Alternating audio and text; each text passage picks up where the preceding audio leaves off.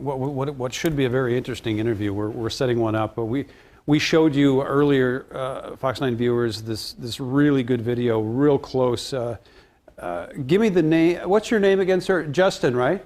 Yeah, yeah. Justin, you were with one of our Fox 9 employees, Sammy, at the time that this semi came barreling up the 35W bridge, and you were right there. Tell us first, I want to start before we see the video, tell us what was going through your mind when you saw this coming at you. Honestly, what was going through my mind was, I mean, I don't know. I wasn't really thinking in the moment. I just responded. I reacted. I mean, it was kind of a response. I was thinking, I suppose, but I just felt like something needed to be done. That it was, I mean, craziest situation I think that I've been in my life, besides shots going over my head the other night, bullets. So yeah, it was mainly just kind of a reaction to the situation and just doing the best I possibly could to you know. Yeah, Justin, you were so close to all of this. What did you think was going to happen to the driver as you're standing by? I thought they were going to kill him. They were going to kill him 100%. The crowd was angry. And I think for us, we can't come to a decision of how we respond that quickly. We don't know the facts. I can share some information with you guys that I just got, but I'm gonna hold on to that for just a second. But we can't respond that quick. If our message is gonna be justice, then we must seek justice. We have to preserve the same rights that he would have, or we have to preserve the rights as if we were to get arrested, right? We're supposedly innocent until proven guilty.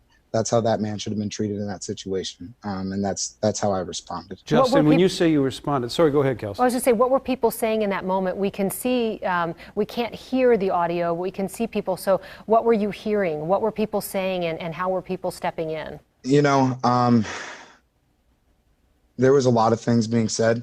There was mixed emotions, but overall it was definitely anger. I don't really want to repeat much of what was being said. I can tell you it was anger. That's just not what I want to put out right now.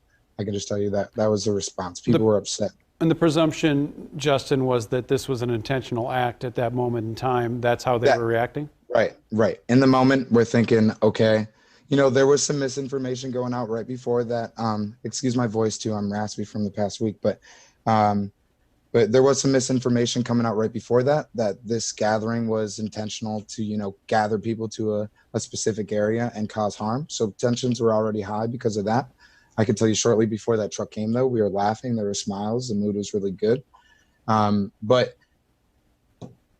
I lost sight of what I was saying. No, that's fine. That's perfectly fine. You've had a day, as they say. Yeah, Justin, I'm trying to keep composed for you guys. What did you do to step in?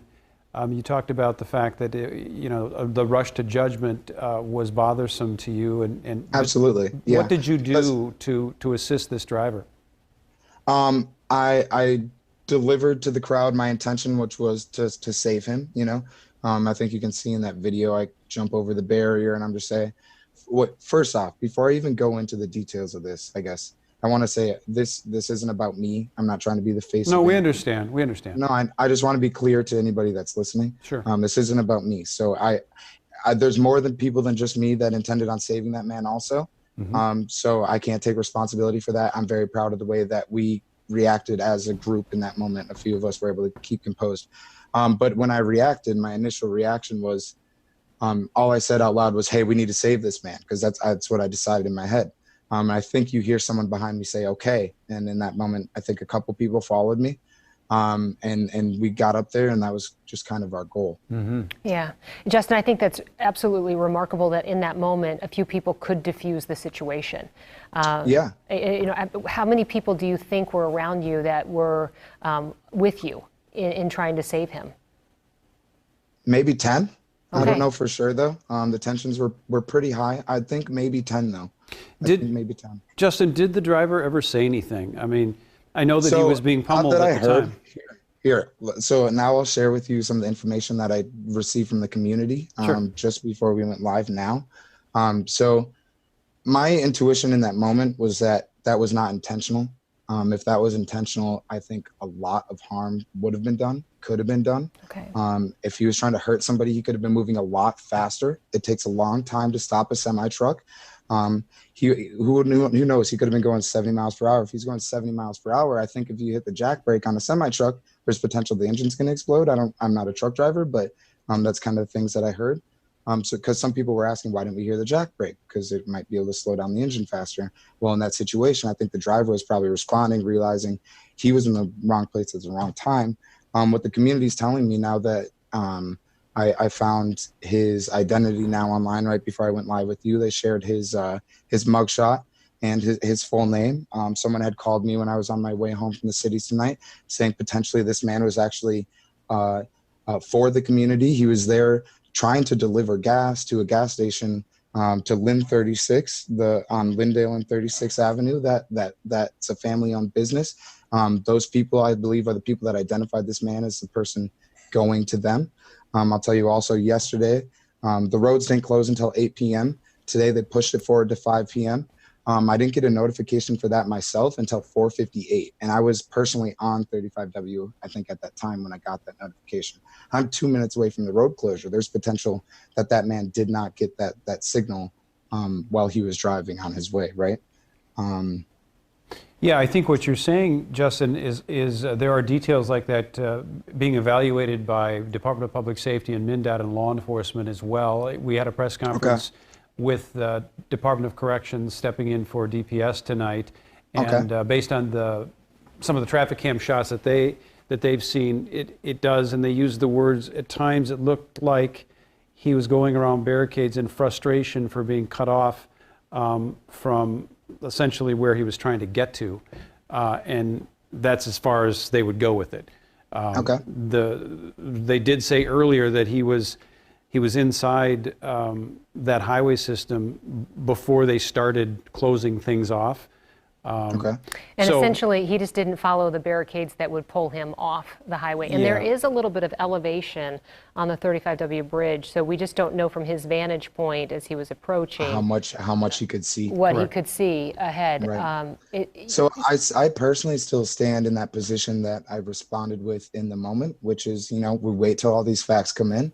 I think there's too much trying to write the narrative for what we want it to be. We need to find a position of a moderate position, I believe, and we need to weigh all positions. We're in a pretty crazy position as a world right now, and Minneapolis is under the microscope. I think we have an opportunity to respond in a very positive, peaceful, loving way. And I think that the world is watching, and they're ready to see how we react. At this time, I'll tell you guys about the march we're planning tomorrow real quick, if you allow me. Yes. So tomorrow, 3 p.m., we're trying to meet at Target Field, okay? 100% our intention is to keep the peace. We're civil. We're not trying to cause any harm. We just need to make a statement. We need to make it loud and clear. People are going to hear us, okay? I think most of us, we want the same thing, I think the majority of us, okay? And in order to get there, we can't have more unrest. We can't have more civil unrest. We can't have tensions high, because nobody can communicate when the tensions are high. There's been multiple times this week where I find myself trying to diffuse a situation. I end up screaming at somebody, right? That's my response. Luckily, I'm able to kind of maintain my composure a little bit where I don't lose my top, but a lot of people lose their top when it comes to high tense situations, okay? Justin, let me ask you something quick on that subject, because you've been in this since it began.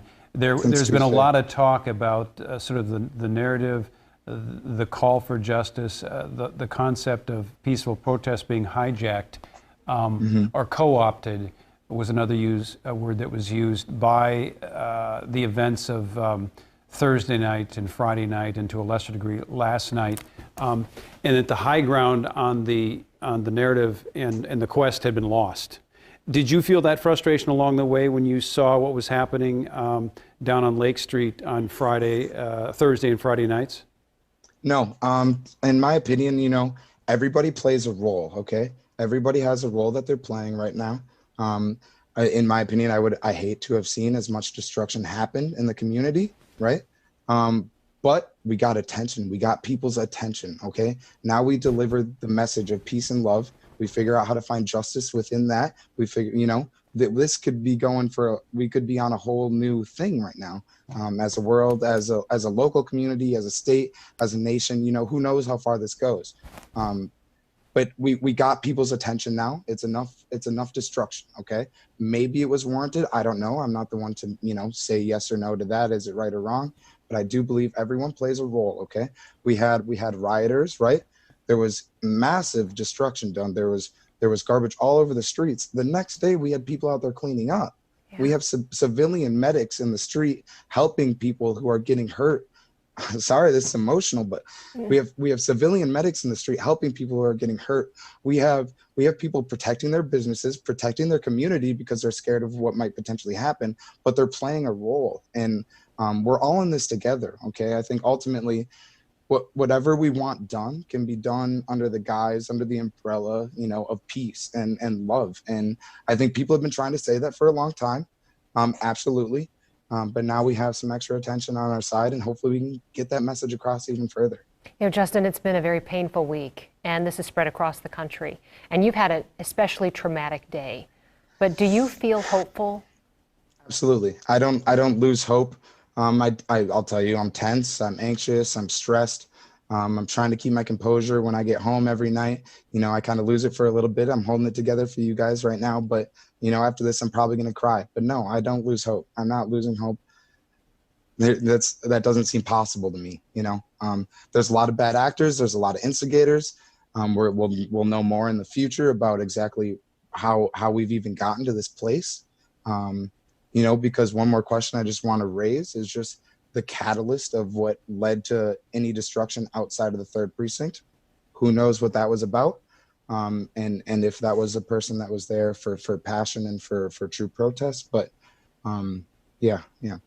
Well, Justin, we appreciate you taking the time. We appreciate that you escaped injury. And I think there's a lot of people out there that appreciate the fact that you stood up for someone that you had no idea whether that was an intentional act or not, and that being the semi-truck driver. And it's really, to me. Go ahead. To me, in hindsight, I think that's the justice we want to see. A lot of the injustice we see and the excessive use of force is a lot of stereotyping and police coming to. If we want to talk about that specifically, police officers making judgments too soon about the situations that they're in. I think that is a very symbolic point in time to show how we want to see justice done. And that's a large part of our message. But right now it's peace, though. For now, it's just the peace and love. We can address so many other things in the future as we gain more momentum. Well, Justin, you helped to save a man's life today. We really appreciate you talking with us. It wasn't just me. I know. There was a lot of us out there. But you know what? You helped to create a movement there to save his life. And you also provided some really important insight as well as to what happened on that bridge today. Thank you so much for talking with us. Absolutely. We really appreciate your time. Thanks for having me. One last thing before I hang up with you guys. Please come out and support us. Our strength is in numbers, and there is power in your presence. Just you being there helps the cause, okay? Everyone plays a role, like I said. So just even if you can't come, okay, watch it live. There's plenty of people that are going to be streaming it. Watch it live. Talk about it. Anything. We need as many eyes on this as we can possibly get. If it's just in the state, if it's in the nation, if it's in the world, the galaxy, whatever. It doesn't matter, okay? We need as many eyes as we can get. Okay, 3 o'clock tomorrow at Target Field, peaceful protest. Thank you so much, Justin. Yep.